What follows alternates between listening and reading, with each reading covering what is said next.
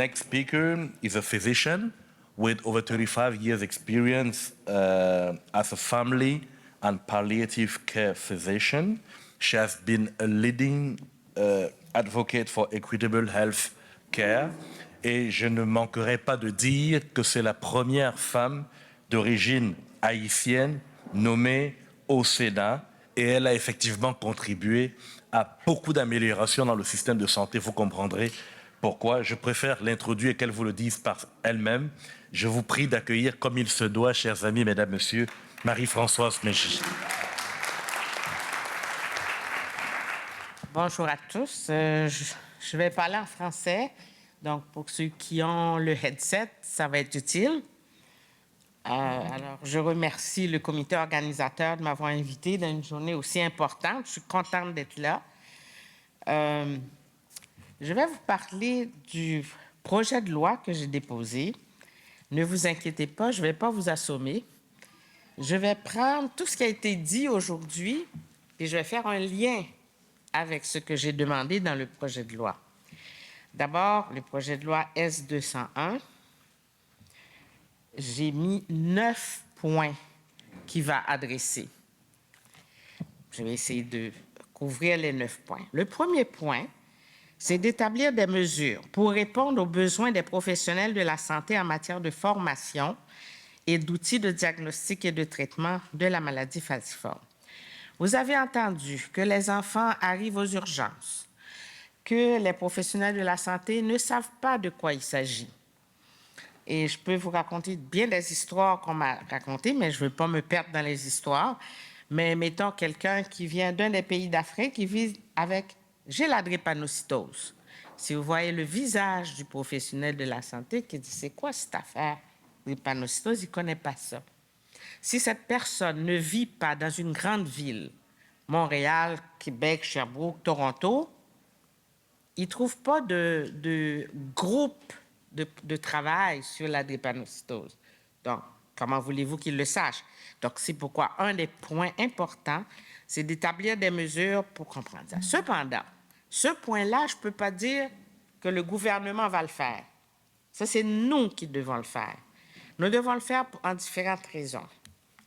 Premièrement, les parents ont contact avec les professeurs. Ils peuvent leur dire, le petit qui ne vient pas à l'école, il n'est pas paresseux, il est juste hospitalisé pour avoir sa transfusion sanguine. Mais il en a tellement souvent que ça devient fatigant pour ceux qui travaillent avec lui. Donc, il faut qu'il soit capable de comprendre ça. C'est à nous autres, en tant qu'organisation d'anémie falciforme, d'en parler dans notre communauté pour que tout le monde le sache, que ça existe. Je ne dis pas qu'on étiquette les enfants avec ça, mais on explique pourquoi. Donc, c'est pourquoi c'est une mesure importante, mais j'interpelle chacun de nous. Et j'interpelle principalement tous ceux qui travaillent dans les milieux universitaires. Tous, je suis à la bonne place. Et même, je peux m'adresser directement au docteur Osei Toutou, qui travaille avec le groupe CADMED, et qui pourrait voir aussi tous ceux qui travaillent avec les médecins de famille le Conseil des médecins de famille du Canada, pour qu'ils intègrent dans leur, premièrement dans le curriculum des facultés, et aussi dans les activités de formation continue, dans leur congrès annuel, qui mettent au moins un atelier sur la maladie falciforme, ça éclairerait beaucoup de choses. Ensuite, si on prend le deuxième point, créer un réseau national de recherche et améliorer la collecte des données et instaurer un registre national. Ce que je me fais dire, OK, les provinces sont très avares de la protection des données privées, mais il y a une façon de le faire. Et quand le fédéral va leur demander donnez-moi donc vos données pour qu'on puisse établir un registre national, ben, il faut qu'ils marchent sur des œufs. Donc, c'est encore, on a du travail à faire, mais il faut que ça se fasse. Ensuite, établir, et vous savez, le cercle vicieux que j'ai oublié de vous dire ça, que les spécialistes nous disent, quand ils font des soumissions pour faire de la recherche pour la maladie falciforme, ben, comment voulez-vous qu'on accorde un œil à cette soumission-là? Nous avons un estimé qu'il y a 6 000 Canadiens qui en souffrent, mais on n'a pas de preuves, on n'a pas de données. Vous voyez le cercle vicieux? On n'a pas de données, mais allons chercher des données. Il n'y a pas de moyen de vous accommoder avec ça, parce que c'est une chasse gardée. Établir des normes nationales basées sur des données probantes relativement au diagnostic et au traitement. Bien, là encore, je fais appel à mes milieux universitaires. Je fais encore au groupe qui travaille sur CADMEDS, parce que il faut prendre ça et le mettre. Si vous ne voulez pas le mettre dans un curriculum, parce qu'il y a 13 facultés de médecine qu'il va falloir convaincre, mais on peut essayer quand même. Toutes ces affaires-là, c'est des petits pas à faire. Ce n'est pas demain matin que ça va se régler. Même quand le projet de loi va devenir loi, il ne va pas être réglé demain matin. Mais si on commence par ça, on fait des petits pas, on finira par avoir. Je pense que Mme Kobi a parlé aujourd'hui d'une guerre invisible. Bien, c'est une guerre, mais il faut qu'on gagne. Chaque petite bataille est importante à gagner. Établir entreprendre des mesures visant à instaurer le dépistage néonatal universel. Ça, je suis contente parce qu'il reste juste le Saskatchewan qui n'a pas encore vraiment, qui le met à l'étude. Mais toutes les provinces l'ont déjà institué. Moi, j'ai vécu toute la bataille que l'Association d'anémie falciforme a faite au Québec pour l'avoir depuis 2013. Donc, c'est très important parce que quand la famille sait que son bébé est atteint, bien, tout de suite, on l'envoie dans un hôpital qui a une équipe qui en prend soin. Et là, on commence à le surveiller de près pour être capable de lui permettre d'avoir une vie acceptable. Prévoit des mesures visant à soutenir des campagnes publiques de sensibilisation à la maladie falciforme et aussi aux dons de sang. Vous savez comment qu'on a beaucoup de difficultés dans les communautés pour les dons de sang. Donc ça, c'est le rôle de chacun d'entre nous qui va sortir d'ici, de parler à nos proches, à nos familles, à nos amis, pour leur dire que c'est important les dons de sang. Don de sang égale don de vie. Ça, c'est le slogan d'Emma Québec. Donc, je ne fais pas de pub pour Emma Québec, mais c'est un bon slogan que je trouve intéressant. Un autre point dans le projet de loi, c'est prévoir des mesures visant à promouvoir et à soutenir le don de sang, mais de l'obtention d'une réserve de sang. Parce que ce n'est pas le don d'aujourd'hui qu'on va donner demain matin. Il faut qu'on ait une réserve de sang pour permettre de fournir des transfusions sécuritaires.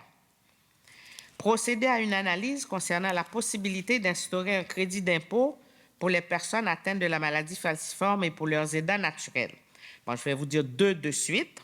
C'est contient une analyse quant à la possibilité d'inclure les traitements essentiels aux soins de la maladie falciforme dans les régimes publics d'assurance médicaments.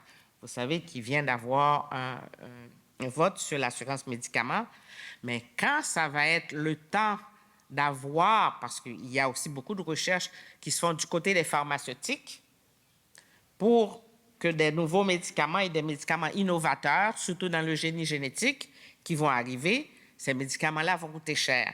Mais si on ne brasse pas dans les grandes instances du gouvernement pour dire « OK, ça coûte cher, mais combien de vies ça peut sauver avec ça? » Je sais que ces médicaments-là non plus, ils ne sont pas tous one size fits all. Ce n'est pas tout le monde qui va être éligible à lui, mais donner la chance à ceux et celles qui sont éligibles. Donc, les crédits d'impôt, comme vous voyez, Mme Tinga vous en a parlé, écoutez, des parents, des fois, qui sont obligés de mettre leur carrière de côté pour être capables d'être dans un milieu où ils peuvent trouver les soins pour leurs enfants. J'ai un jeune homme, un jeune adulte qui habitait en région éloignée. Quand sa blonde lui a dit, écoute, là, si tu vas... Il reste chez lui parce qu'il dit, je vais à l'hôpital, qu'est-ce qu'on va faire? On va me dire, OK, tu souffres, on te donne du Tylenol. Ce gars-là a été étiqueté dans les hôpitaux comme toxicomane parce qu'il était rendu avec des douleurs si intenses qu'on lui avait prescrit des narcotiques. Ah ben là, il sait quelle dose de narcotiques il prend, mais là, dès que tu vois ça, c'est un toxicomane. Donc, il reste là, couché sur un lit à l'urgence, puis on le regarde. Ben là, il sait combien qu'on doit lui donner Vous voyez la stigmatisation que ça arrive. Non seulement il faut que les professionnels sachent qu'est-ce que c'est la maladie, c'est quoi les signes et symptômes, mais aussi il faut qu'ils sachent c'est quoi le traitement. Que le gars, il ne vient pas chercher de la dope parce qu'une fois qu'il l'a et qu'il est soulagé, il ne continue pas à le prendre. Et c'est ça qu'ils ne savent pas. Donc, si on met un plan d'action pour que les professionnels soient au courant, bien, c'est sûr que ce type de stigmatisation-là n'aura pas, d'autant plus qu'on a la stigmatisation due au racisme, plus la maladie. Donc, vous voyez l'interrelation entre les deux qui crée un double facteur de stigmatisation. Et ensuite, les parents aussi, non seulement choisir là où ils vont être, mais aussi l'argent. Il faut qu'ils vivent.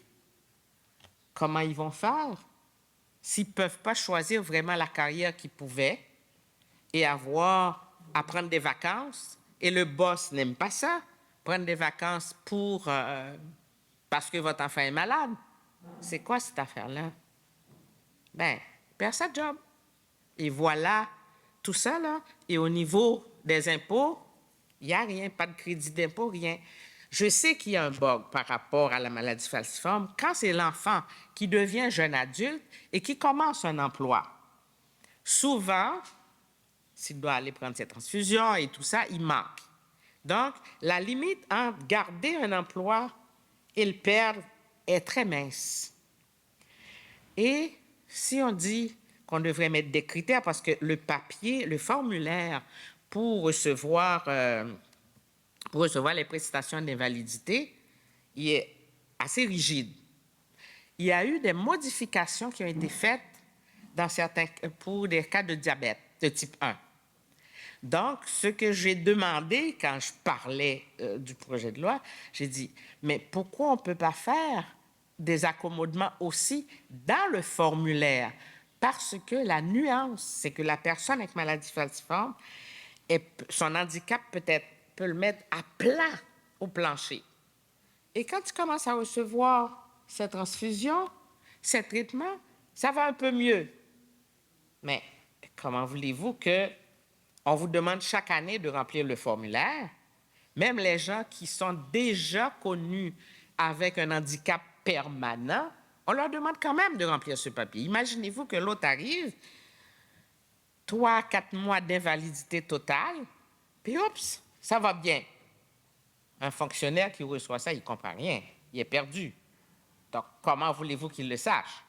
Donc, s'il n'y a pas un accommodement pour expliquer l'état de montagne russe de ce genre d'handicap, on n'arrivera jamais. Mais tout ce qu'on doit faire, c'est en parler, aller devant toutes nos instances décisionnelles pour en parler et pour faire qu'ils soient sensibilisés à la problématique. C'est de là qu'ils pourront faire les modifications nécessaires. Parce que ceux du diabète de type 1, je ne sais pas combien d'efforts qu'ils ont déployés pour aboutir à cette transformation. Alors, en gros, vous voyez que c'est tout ça qui est dans le projet de loi, c'est toutes ces demandes-là qui sont faites, mais c'est à partir de tous ces vécus que j'ai entendus, puis que j'ai rencontrés, et que nous avons entendus tous aujourd'hui, causés par, justement, le racisme, parce qu'ils disent, OK, c'est une maladie de blague. Bon, OK, on verra ça. Là, il faut qu'on en parle, et qu'ils viennent sur le tapis. La première fois que j'ai présenté ça au Sénat, c'est quoi cette maladie-là? D'où ça vient? Et j'ai du monde de l'Amérique du Sud qui me pose la question. Et c'est une maladie aussi prévalente en Amérique du Sud. Donc, vous voyez d'où on était, où on est rendu là maintenant, et encore du travail à faire. Alors, le projet de loi, il ne fera pas d'un miracle, mais c'est un départ, et il va falloir qu'on fasse un buzz avec ça. Et je profite pour vous dire, ça c'est mes petits messages, c'est que quand je suis invitée le plus souvent au mois de l'histoire des Noirs, beaucoup de fois, je remarque qu'il y a beaucoup de Noirs dans la salle. Ça ne représente pas la population canadienne. Et nous sommes tous de la population canadienne. Nous en faisons partie. Donc, pourquoi nos alliés ne sont pas là?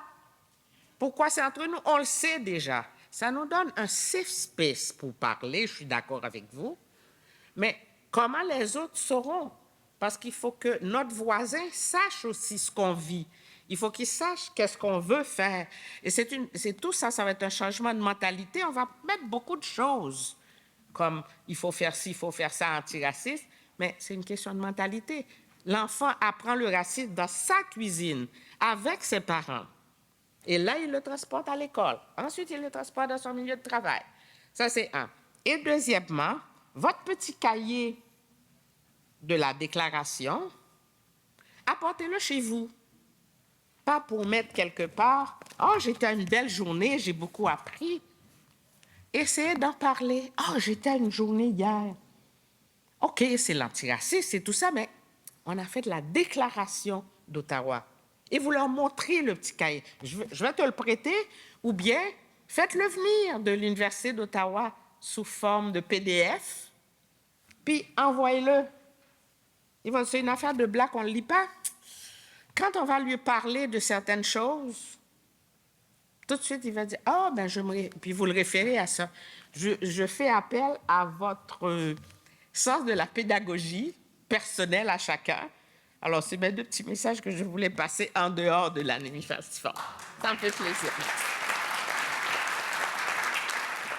Chers amis, mesdames, messieurs, vous comprenez que le Centre interdisciplinaire pour la santé des Noirs et toutes les institutions qui l'accompagnent ont des éclaireurs et des étoiles un peu partout dans le système politique canadien. Et je voudrais qu'on applaudisse une fois encore pour la docteure Marie-Françoise. Oui, effectivement, on devrait pouvoir... je crois que c'est un message qu'on envoie à l'endroit du comité d'organisation pour qu'on puisse effectivement avoir plus d'alliés de temps en temps lorsqu'on pose ce type de questions. Ça me rappelle un auteur qui a écrit « Comment on m'a appris à être raciste ».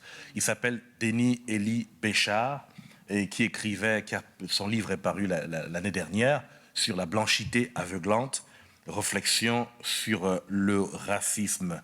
C'est très intéressant comme ouvrage parce qu'il se présente non pas comme un allié, mais comme un contributeur à l'œuvre de construction humaine, parce qu'il estime qu'il n'y a pas une question d'alliés, mais plus une question d'hommes et de femmes, d'êtres humains, tout simplement.